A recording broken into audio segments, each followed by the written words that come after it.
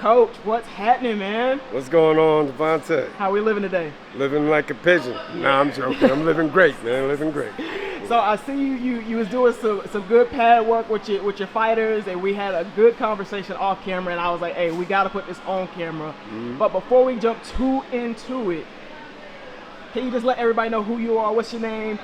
Where you from? Just a little bit about who you are. Talib from Jersey originally. Moved down here in the late 90s in Georgia. Love it. Never turned away from it. Love Georgia. Been in boxing since my son was 12. I guess that's about 14 years ago.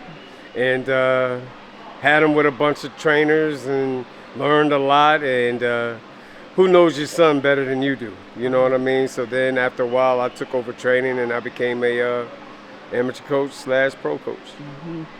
You know, when people, I feel like there's a lot of opinions about father-son dynamics in boxing. What is your opinion about, I can guess what it is. What is your opinion on father-son dynamics in boxing? I think it's a myth. I think it's no different than a coach. Because there's some coaches you're going to get along with and there's some coaches you're not. And the only difference is when it's time to walk away. Like even with me and my situation with my son, I think everything needs to be controlled by the ego. I don't have no ego in it. If there's a better coach, my son's with it, guess what? I'm going to get out the way. You know what I mean? Because it's not about me, it's about them. And I think that's just the major issue is the ego. A lot of fathers is like, nah, this is my son, I'm going to take him to the top, because they're living through their son. Yeah. I'm not living through my son. I want my son to be that guy. Yeah. I just want to be the guy that said, I got him on his way, I got him there, and sit back and watch and be proud. Or if I take him all the way, that's fine too. You guiding them out the nest, and when it's time for them to go fly, right, let them go fly. Exactly. Okay. So some of the questions or conversations we've been having today have been surrounded around the Georgia boxing scene specifically. You've been here for some time. You've been training your sons. You showed me some content where you've been seeing a lot of type of fighters come out of Georgia. What do you feel like is missing that is keeping Georgia from being like a boxing state? The next level. There's, man, I probably can count, if I really think about 20 fighters that I've seen here. Most don't even fight anymore. They did the pro thing, and they don't fight anymore because they don't get to that next level, and they're not being built properly. And that's the major issue with Georgia boxing. The promoters here, they're janky, as they say. They come, they forget that they're promoter, meaning your job is put ass in seats. You're supposed to use the fighters to get people to come watch. That's their job. But now the new age is you pay your way, and you pay for your opponent, you sell tickets to make money, and good luck. Pay to play. Right, and basically most of these fighters don't have 10, 15 grand to pay a good opponent that can test them. Yeah. So what ends up happening is they fight these D-level guys they can knock out with one hand behind their back, and then they'll jump all the way up to a B-level guy. You know what I mean? But they missed those other steps they needed to before they got to that fight, and they probably would have won. So what happens is they jump up too fast, get beat, and they quit. They take that little 10 grand or whatever it is, and they run with it and they quit. And there's a lot of fighters in Georgia that has happened to. And that's what has to change. We need a solid manager or promoter down here. And the thing that's crazy is it doesn't cost much to throw a fight. So I just don't understand why these guys come here and they just sit up here, pimp out the fighters, and throw an event and then walk away like it's nothing. They take their money and run, but what about the fighters? You know what I mean? There's no avenue for these guys to get to that next level. And that's what needs to change. Do you feel like there can be or do you feel like there needs to be some type of coalition, so to speak, of boxers with in other Georgia that places. Are like, hey, janky promoters, we're not like a blacklist of janky promoters you're not going to rock with anymore? Well, they fizzle out on their own. You know what I mean? Yeah.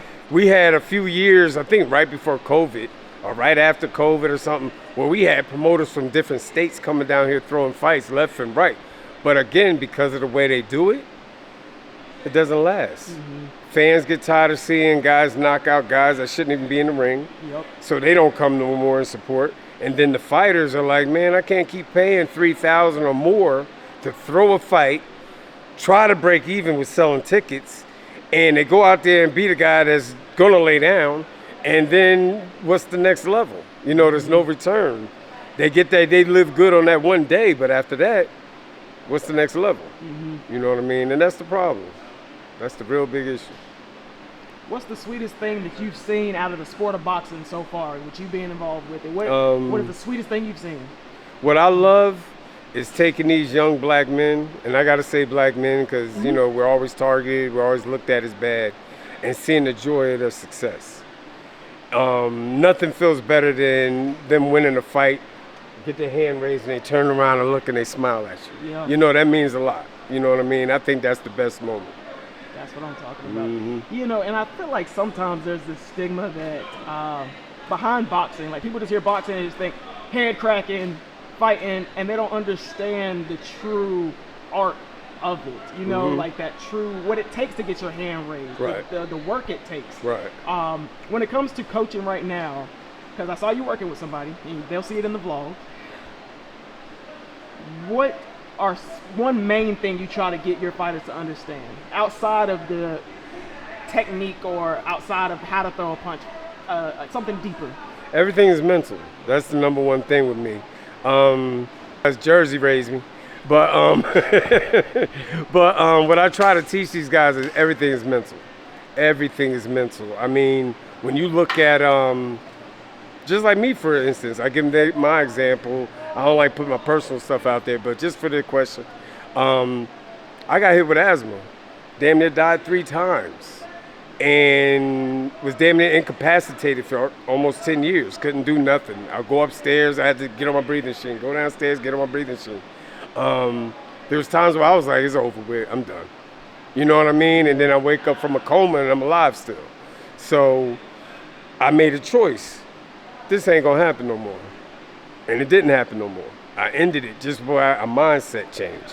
And that's what my number one thing is to change with these guys. When they come in, some are scared, some are timid, some want it, but they're worried, they get hurt, they get this. You see it in their faces and emotion. And the number one thing is to correct that. And that comes with mentality. Pushing that warrior mentality in them and ultimately believing in themselves. Because that's number one. If you don't believe in yourself, nobody else is. Even if you're pushing them, if you're not going to take the helm and run with it, you know what I mean, it's useless. So the number one thing is just the mental aspect of it. And then they can take that and use that with anything. Work, family, kids, whatever. That mentality is everything. So that's what I try to push.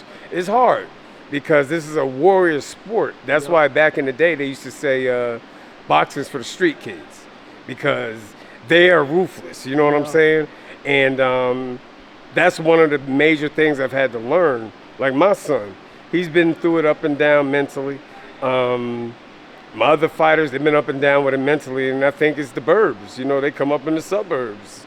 They could think about, man, I'll go home and play some video games. I can go home and do this. I can do this. They got multiple ways out. Right, to get out of it. Exactly. And then, but it's the mental aspect that us coaches have to stay on because, shoot, that's going to get them to be the best and get the most out of them so they can really see their potential. 100%. Before I let you go, who are some fighters that we should be on the lookout for or that you're working with that we need to know about? In Georgia, I'll just keep it Georgia. I mean, you got my son, Ezekiel Zayed, other pros. I'll stick with the pros, it's short list. You got Hakeem Lopez. You still got Brian Norman rocking out of here. Man, Elijah Pierce still comes through here. The guy, what's his name, Pop, who just won a big fight on the Zone a couple weeks ago. Trying to think who other pros. And I'm sorry, guys. Look, hate me if you want. I don't care, but I can't think. I can't think of everybody. But Georgia has a lot of good, solid ass boxers, man. But the one thing I just hate about it, just keep it short and simple, is Georgia's a clique state. If you're not in their cliques, you know what I mean? That olive branch is like an olive twig. You know what I mean? So when you show love, show support to these guys and stuff like that, it's up to everybody to try to bring each other up. You know what I mean? And especially when we're in a drought like Georgia that doesn't have that promotion, doesn't have a lot of managers to help take these guys to the next level. But as long as people keep their mentality good, and these fighters are going to do their thing, and then they're going to get out there and do their damn thing. And I think because there's so many other promoters, some of these Georgia fighters will start getting shown. Even KC Champ, that's my man too. I just saw him. Yeah, they had he the just fight did at, his thing. Gateway. Yeah, he just did his thing, and he's changed a lot. That dude's matured a lot, man. Because he used to be a banger, and he used to be a banger. Yeah. He came out there and he boxed, and I was like, okay, KC. Because I thought he was going to pound him out. Yeah. And he actually boxed him, stayed in control. Yep. I mean, but like I said, those are good fighters out here, man, that everybody needs to keep an eye on, man. And I was very impressed with him, just to say that. But there's a lot of fighters here, man. And I'm just glad you're doing your platform. And I'm going to try my best to get you in front of them. And then help put these guys to that next level, because that's what they need. Yeah, because we kill it in football, we kill it in basketball. It's time to let them know we kill it in boxing too. Exactly. Coach, I appreciate you taking time out and talking with me though, man. No problem, man. Yes, sir.